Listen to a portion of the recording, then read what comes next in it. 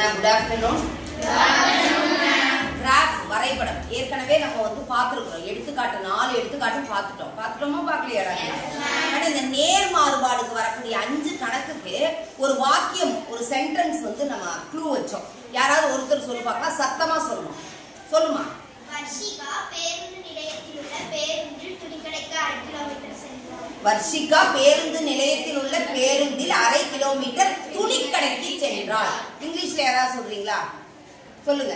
Varshika bus ஸ்டாண்ட்ல இருக்கிற பஸ்ல 1/2 கிலோமீட்டர் கார்மெண்ட் ஷாப்புக்கு. Very good. வர்ஷிகா பஸ் ஸ்டாண்ட்ல இருக்கிற பஸ்ல 1/2 கிலோமீட்டர் கார்மெண்ட் ஷாப்புக்கு போனா. இவ்வளவுதான். இப்ப பயிற்சி என்ன? பயிற்சி என்ன? 3.18 3.15 சாரி 3.15ல ஃபர்ஸ்ட் கணக்கு. என்ன கணக்கு? ஃபர்ஸ்ட் கணக்கு. என்னன்னு யாராவது ஒருத்தர் டக்குன்னு என்ன வந்திருக்கு? அதுல துணி கடைன்னு வந்திருக்குது. என்ன மாறுபாடு?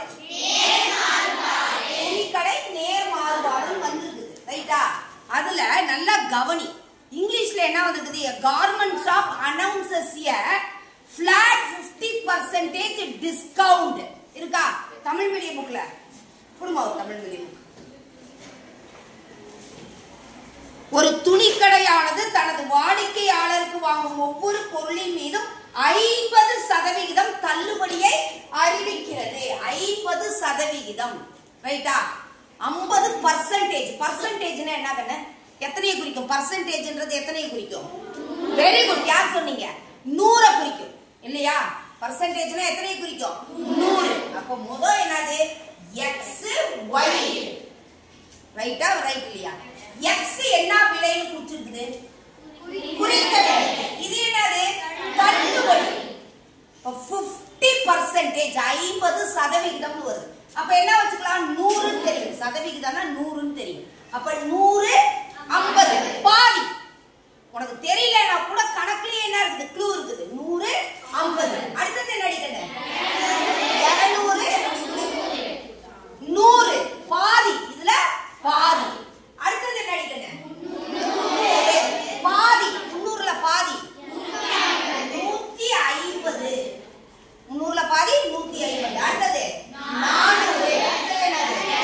200. அடுத்து 500.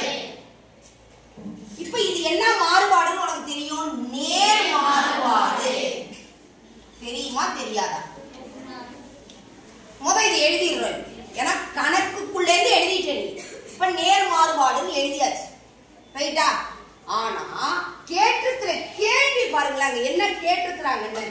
வரைபடத்தில் இருந்து ஒரு வாடிக்கையாளர் 3250 தள்ளுபடியாக பெற்றால் 1000ல கேட்டிருக்காங்க. 3250 3215 கேட்டிருக்காங்க. அதே மாதிரி அடுத்ததுல பாரு. குறித்த விலையானது 2500 எனில் இருக்குதா இல்லையா? ரைட்டா? டிஸ்கவுண்ட் என்னன்னு இருக்குது? 2400 கொடுக்குறாங்க. அதே மாதிரி மேல மார்க்கெட் பிரைஸ் என்ன இருக்கு?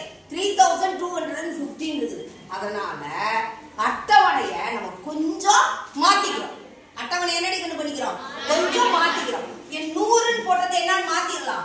1000. ரைட்டா? ரைட்லையா? எல்லாத்துலயும் என்ன பண்றோம்? ஒரு 0. 1000னா அதுல பாதி 500. இங்க ஒரு 0, இங்க ஒரு 0, இங்க ஒரு 0, இங்க ஒரு 0, இங்க ஒரு 0, இங்க ஒரு 0, இங்க ஒரு 0. ரைட்டா? ரைட் இல்லையா? அட்டவணை ரெடி ஆயிடுச்சா?